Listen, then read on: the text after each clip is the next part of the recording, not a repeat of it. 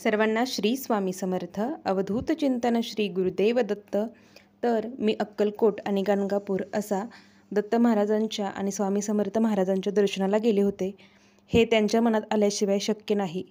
तर चोळाप्पा महाराजांच्या वाड्यात पहिल्यांदा मी गेले होते. तर हे तेथील बाहेरचं मी जो काही व्हिडिओ केला आहे किंवा आतील केलेला आहे, तर तो व्हिडिओ तुमच्या सर्वांच्या सोबत शेअर करत आहे.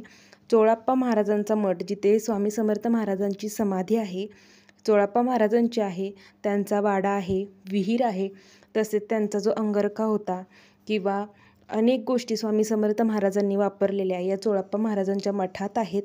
तसेच त्यांनी अनेक लीला केल्या होत्या, त्यांचंही चित्रीकरण या मठामध्ये आहे. अतिशय प्रसन्न असं वाटतं मठामध्ये गेल्यानंतर. तसेच इथे अभिषेकसुद्धा चालू असतात.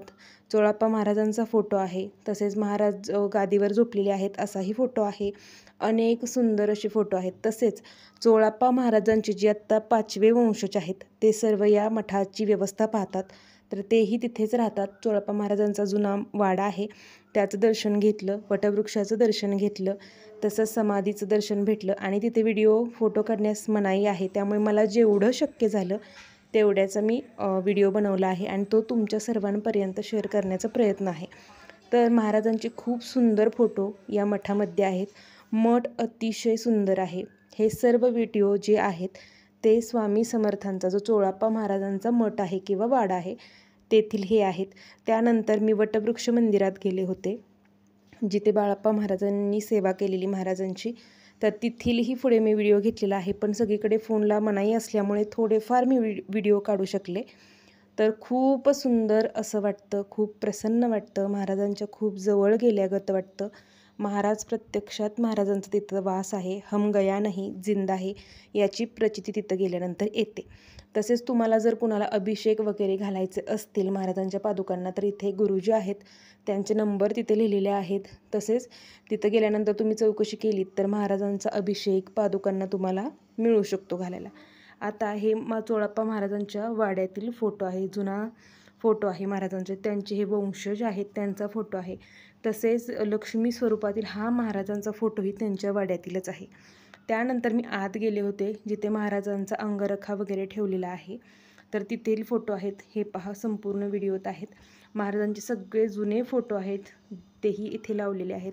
महाराजांनी वापरलेली माळ असेल किंवा हा हवा घालायचा जो थोडक्यात पंखा, वर धरायची छत्री किंवा हा अंगरखा, रुद्राक्षांच्या महाराजांनी ज्या कोणत्या वस्तू वापरल्या होत्या त्या सर्व चोळाप्पा महाराजांच्या मठात आहेत. खूपच सुंदर आणि प्रसन्न वाटलं, पॉझिटिव्हिटी खूप वाटली इथे गेल्यानंतर. आणि महाराज खरंच सोबत असतात, कारण की प्रवासात जाताना येताना महाराजांचे फोटो असतील, खूप काही हम गया नाही जिंदा आहे, अशक्य ही शक्य करतील स्वामी, किंवा मी भिवू नकोस, मी तुझ्या पाठीशी आहे, याची प्रचिती वेळोवेळी येत होती. तसेच इथे बाहेर महाराजांच्या खूप लोभनीय आणि सुंदर अशा मूर्त्या आहेत, ज्या वेगवेगळ्या दुकानामध्ये होत्या, त्याचाही मी व्हिडिओ केलेला आहे. खूप सुंदर फोटो, मूर्ती, अगदी महाराजांचे खूप ग्रंथ आहेत, स्वामीचरित्र वेगवेगळे आहेत. मग इथलं जे स्वामीचरित्र आहे ते वेगळं आहे, म्हणजे थोडासा फरक आहे आपल्या केंद्राच्या आणि इथील स्वामीचरित्रामध्ये. अध्याय छोटे केलेले आहेत आपल्या केंद्रातून आणि यातील अध्याय थोडेसे मोठे आहेत.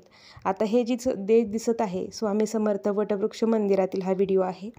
तर खूप मोठा वटवृक्ष आहे. माझी ही दुसरी वेळ आहे, म्हणजे स्वामींनीच बोलावून घेतल्यानंतर माणूस इथपर्यंत जातं असं म्हटलं जातं.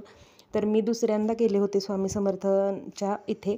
तर हे वटवृक्ष मंदिर आहे. वटवृक्ष खरंच खूप मोठा आहे, खूप म्हणजे खूप, जिथे महाराज स्वतः बसत होते.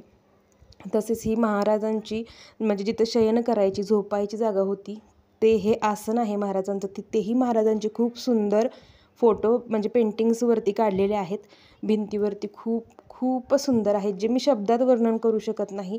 तिथं गेल्यानंतर एवढी सुंदर अनुभूती तुम्हाला येते. महाराज स्वतः तिथं आहेत याचं वास्तव्य तुम्हाला जाणवतं महाराजांचं.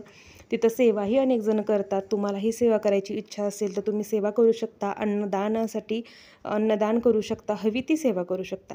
खूप महाराजांच्या सुंदर मूर्त्या आहेत किंवा वेगवेगळे असे श्रीयंत्र असतील, रुद्रयंत्र असतील, कासव असतील, खूप सुंदर आहे. तिथं गेल्यानंतर खरंच सांगू का, तिथून येऊन वाटत नाही, पाय निघत नाही. तर असा हा आमचा 1 दिवसाचं अक्कलकोटचं दर्शन होतं. त्यानंतर आम्ही गेलो ते गाणगापूरच्या प्रवासासाठी निघालो. आम्ही बसने गेलो होतो. सातारा ते अक्कलकोट, सातारा ते गाणगापूर अशा डायरेक्ट बससुद्धा आहेत. तुम्ही जिथे कुठे राहत असाल तिथून सुद्धा डायरेक्ट बस असेल. नसेल तरी तुम्ही सोलापूरमधून अक्कलकोट, अक्कलकोटमधून गाणगापूर असा सुद्धा प्रवास करू शकता. आता दत्त महाराजांच्या इथे गाणगापूरमधील ही आरती आहे. मी आत असल्यामुळे मला जास्त व्हिडिओ करता आला नाही, पण आरती खूप सुंदर होती, खूप म्हणजे खूप. आणि महाराज स्वतः दत्त महाराज पालखीत बसलेले असतात. 3 प्रदक्षिणा घातल्या जातात. खूप सुंदर आहे. जसे की ते ज्यांना काही बाहेरची बाधा त्रास असतील अशा महिला त्या खांबावरती चढल्या होत्या. त्यांना खूप त्रास होत होता आरतीच्या वेळेस. आणि महाराज अशा प्रदक्षिणा महाराजांच्या चालू होत्या. त्यानंतर आम्ही गेलो संगम मठावरती, किंवा जिथं संगम आहे महाराजांच्या त्या वटवृक्ष मंदिरात जिथं गुरुचरित्र पारायण केलं जातं, तिथे संगमाच्या दर्शनाला आम्ही गेलो होतो. तर तिथं नरसिंह सरस्वतींचा हा फोटो आहे. पादुका देखील तिथे सुद्धा आहेत, जिथे रुद्र अभिषेक केला जातो. गाणगापूरचं खूप वर्णन आहे गुरुचरित्रामध्ये आणि वेगवेगळे मंत्र श्लोक हे या खांबावरती लिहिलेले आहेत, की ज्याचं खूप सुंदर असं महत्त्व आहे. म्हणजे महाराजांनी जे लीला केल्या ज्या गुरुचरित्रामध्ये आहेत, तर त्या एक एक अध्यायामधील एक एक मंत्र थोडक्यात घेतलेला आहे. त्यानंतर गुरुचरित्र पारायणाला बसलेले हे सेवेकरी आहेत. तर ही खूप सुंदर इथलं वातावरण, खूप पॉझिटिव्हिटी आहे. आणि गुरुचरित्र पारायणाला भरपूर सेवेकरी येतात. ज्यांना 3 दिवसीय पारायण करायचं असेल त्यांनी अवश्य या ठिकाणी जा, महाराजांची सेवा करा, दत्त महाराजांची सेवा करा. फक्त या जागेचं पावित्र्य राखायला हवं, कारण दत्त महाराजांचं एवढं महात्म्य आहे, तरीही अनेक लोक आहेत जे तिथली स्वच्छता ठेवत नाहीत. खूप म्हणजे मला सांगायला खूप वाईट वाटते, पण खूप घाण केलेली आहे. संगम मठावरती असेल किंवा आजूबाजूच्या ठिकाणी असेल, स्वच्छता सर्वांनी पाळायला हवी.